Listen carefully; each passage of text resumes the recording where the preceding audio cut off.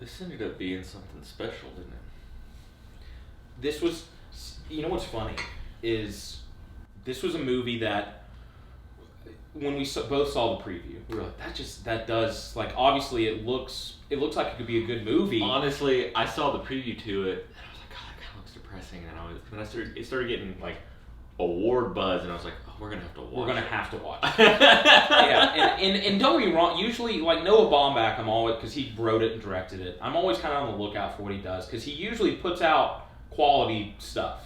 I mean, there's no question. Like, he did Francis Ha, he did the Meyerowitz stories, he did Squid and the Whale, did Greenberg. Like, they're always kind of quirky, different stuff, but it is usually pretty good. And this was a movie everyone was just like, it's his best.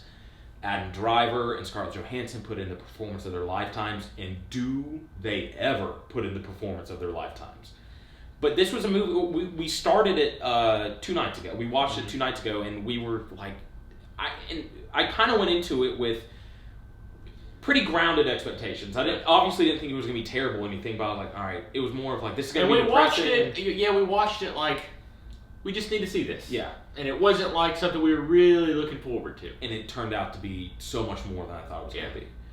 This movie is incredibly natural, extremely real, and it's filmed that way. The way they talk and the way they act it just feels real. And while the subject matter it's depressing. I mean, it's a divorce custody battle. It is pretty well grounded, but there's also comedic bits to break it up, and not like outlandish funny things. No, it's just like, certain things in life are funny, and it's exactly right. People like friends and family talking, like it's just this movie, it's like you said, this movie, it feels like life. And that's where it, at a certain point, you're like, this is it's like, this is kind of beautiful, like, in a way, because I mean, from the moment go, you are feeling for these characters. What I will say too, I think, and you have brought it up before, I think what really makes this movie play well is at the beginning of the movie, it starts out in the first 10 minutes. Yeah, 10, 15. I would say 10 or 15. Oh, 10. Because it's pretty long. They are reading Scarlett Johansson, and it's just like it's basically their voiceover. It's narration of what they like about one another. So what they like or love one another. And Scarlett Johansson reads hers, and while that's going on, it's showing examples of what they're doing, with what they've done. And so, and normally a story like this, you get to a point and stuff happens, and you start to hate the character, like, especially in a subject matter like this. You don't like in not hate, but you could see where you would start to dislike certain characters, certain things, and this makes you like off the bat. Brilliant. I thought it was a brilliant move by Noah Baumbach. Yeah, because right off the bat you go, oh, these are normal. These are really likable, normal people. Yeah. And then it's throughout the movie that you learn and discover their faults. But in the back of your mind, you're like, these are not bad people. They have faults. Yeah. Which is how it is in life. Like, if you see someone spazzing out or doing something mean, sometimes you catch them at a bad time or a bad moment or on a bad day. And that's, in this movie, when you see them, like, for instance, when Adam Driver is trying to get his kid in the car. Yeah. He's like, get in the fucking car. Yeah. And he's like, I'm sorry, but get in the fucking car. Like, and it's, there was no maliciousness there. He was just, what he's going through at the moment in time, he's dealing with, he's trying to get his kid to go trick-or-treating with him, but they were going to have a set trick-or-treating thing, but then all of a sudden the plans changed, and he had to go take him trick-or-treating somewhere else after he had already been trick-or-treating. Yeah. Like, he's frustrated with the situation, and he took it out on his kid. But at that moment, you still are you more feel bad for him. You're not thinking, oh, this is kind of a jerk. Yeah. And it's because in the back of your mind, you're like, this is a guy that truly loves his kid. And he's a likable guy. You're absolutely, I mean, I noticed that when it happened, that I thought that was a brilliant move for them to start out the movie that way. Especially with how it all plays out. Because without that, I think by the end of the movie, you almost want to pick sides of who you like better. And in this, there is no sides. Yeah. You know, they're both struggling with something. Mm-hmm. I thought, I mean, if you want to get into, we'll get into the acting. Yeah. We'll start with Scarlett Johansson. Easily the best female performance this year. Lead female performance. I would say it's the best lead female performance this year. I mean, I actually really liked her supporting performance. And Jojo Rabbit. She was so sweet. I also really like Laura Dern's supporting performance in this movie. She's great because she plays that like she plays that like lawyer type where she seems like your friend, but then you see her in action and you're like, oh. And it's like, is this her being a bitch, or is this she's just a blood-sucking lawyer? Yeah, it's like yes, she's a blood-sucking lawyer, and it's like, no, that's just her job. But speaking of Laura Dern, the moment Scarlett Johansson meets Laura Dern, she set up one of the coolest scenes in the movie. It's not weird. Cool. It's impressive. That scene, I and don't know, man. I sit there and I turned to you and I was like, "This is pretty cool." Like, well, first of all, and it's not like one of those. This is not one of those movies where anything's meant to be cool. And I don't mean cool. It's impressive. Like, it's impressive. It's a one-shot take. It's like 3 or 4 minutes, I would say, of Laura Dern asks Scarlett Johansson, "Where did it begin?" And she's referencing where did it start? Yeah. And she's meaning where did this marriage start to kind of fall apart. Yeah. And this monologue that Scarlett Johansson gives, she's walking around the room, she's eating, there's like a tray of tea and cookies, and she's drinking the tea and eating the cookies, and she compliments her, but in between that, she's also like washing her hands in the bathroom. She's like, it's because it starts out with her crying. Yeah.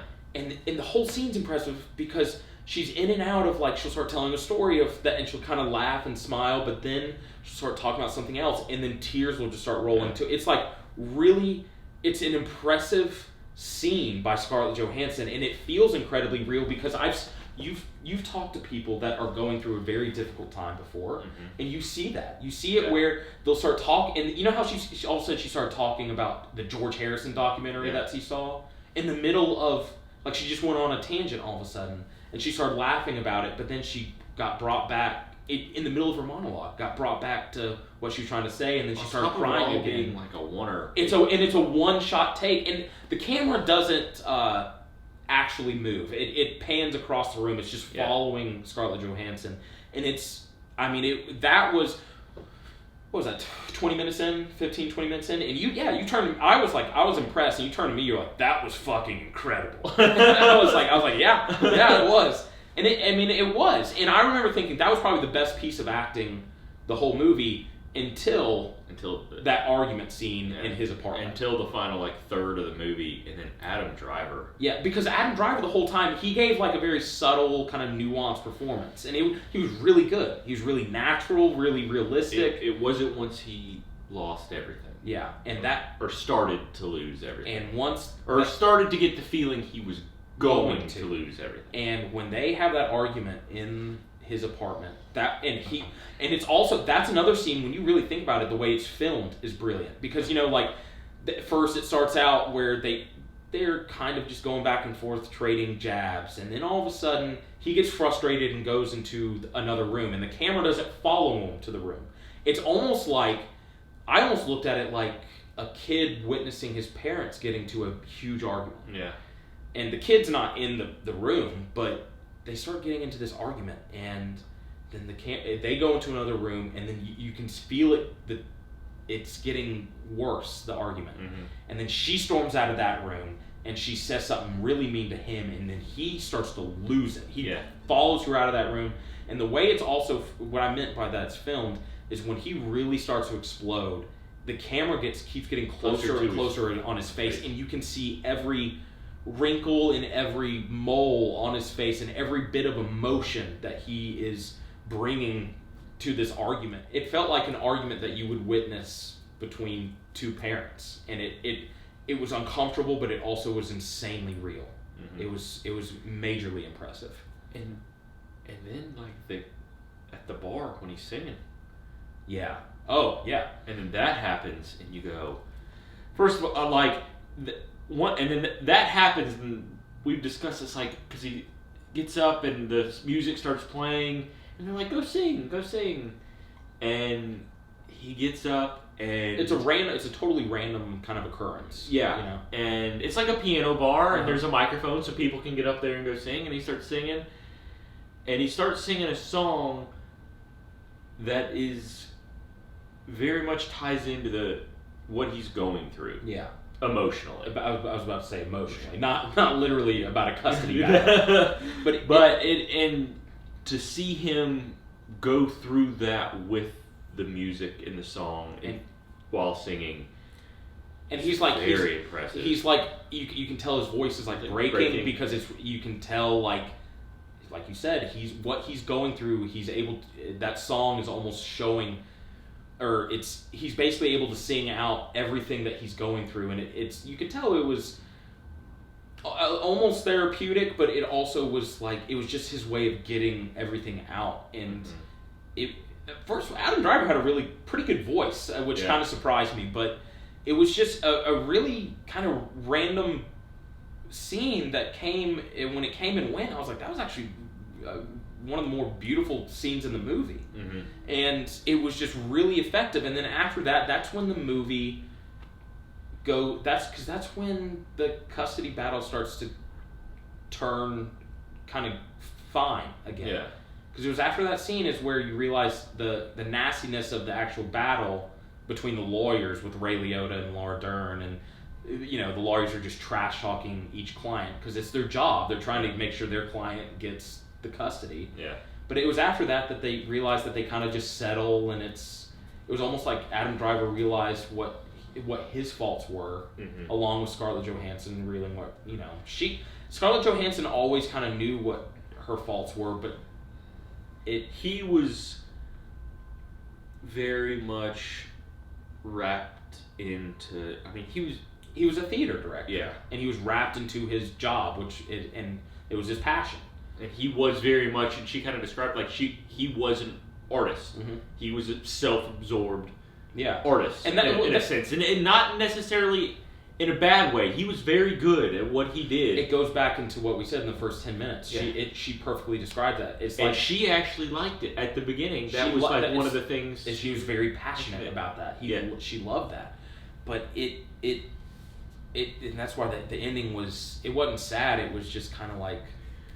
To tell you how good this performance is by Adam Driver, I mean, I thought Joaquin Phoenix was going to walk away with the best. I mean, there were excellent actor. Performances. There was Leonardo in Once Upon a Time, or Robert Pattinson in Lighthouse. But I mean, Joaquin, I was just like, oh, he's the best performance so far from a lead actor. And I mean, between the physical and the just embodying that character as in the Joker, I was like, nobody's going to touch that. And Adam Driver comes really close. And it's. I'm not going to say he was better. They're just two radically different performances. Yeah. Like you said, Adam Driver's is kind of subtle and grounded. It's real. And real feeling. He feels like the everyman. Where Joaquin is embodying this character. I mean, it's two completely different performances that are brilliant in their own right. To give you, actually, it's a type of thing where any other year, I think either Adam Driver would win or Joaquin would win easily. But it just happens to be we have two brilliant performances coming out at the same time. Yeah. And I mean, honestly, right now, would you say you think Joaquin is probably better? I still don't know how you don't give it to him. I don't know, man. Only because physically, not on top of the transformation, like he almost seemed, not almost, he was like he was mentally unstable. On top of acting like that, the physical transformation. I know, he looked like sick. Like he didn't look well, and he was supposed to be that way. But see, I would argue Adam Driver affected me more. Like he actually gave he made me really feel for a character. You were supposed to connect to both the characters. It was well written that way. I know, and see, that's where this is a movie that I mean, this is a screenplay that should win.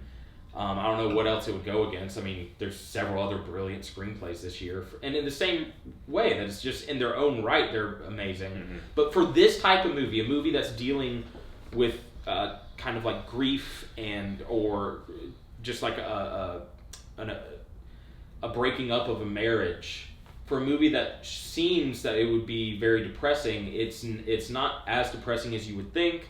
And then it's truly, in my opinion, the best for this type of movie. It's the best one I've ever seen. Yeah, and it's a fantastic movie that is filled with these, just amazing performances. But the characters surrounding them are also great.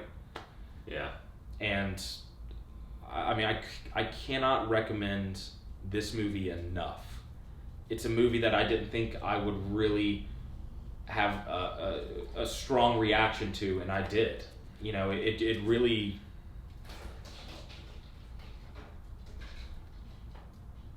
You were just full of the business tonight. Just full of it. But it did. It really affected me in a way that I wasn't expecting. I'm not gonna say it's the best movie, and I will say this. I'm not gonna say it's the best movie just because I can. It's not better than Parasite. No, it's not. That being said, this is the second best movie. See, I don't know. I mean, I brought this. I asked you this before. Is it just me, or does it truly feel like 2019 is another one of those years where it's like, oh, these are like tons of amazing movies are coming out after in last year's lackluster year of okay movies? I mean, it was like decent movies, yeah. Except for the exception of Roma, in my opinion. But I mean, you have this movie from Netflix alone. You have Marriage Story and Irishman, mm-hmm. and then you have Once Upon a Time in Hollywood. You have Knives Out. You have Parasite, and it's just like all those movies for me are like A's. Yeah. See, and I actually have the Joker in that, right, and there's Joker, group. and then on the fun side you have like Knives Out, or you have Jojo Rabbit. Like there's just these movies that are, and they're all vastly different, mm-hmm. but they're so amazing in their own right. And this is, I don't know, I can't quite say Hobbs and Shaw, amazing, fantastic. No, but this is I don't know if I'm gonna say it's the second best movie I've seen. It's definitely in my top 5. Mm-hmm. And as far as Netflix movies that come out this year, I think this is better than The Irishman. Yeah, I will say. I love The Irishman for what it was, but this is just a better movie. I mean, and this is also a movie that I'm not gonna say it's perfect, but it's borderline, mm-hmm. because tell me a fault in the movie. I mean, I guess you could say the story's not original, but it's like it wasn't supposed to be.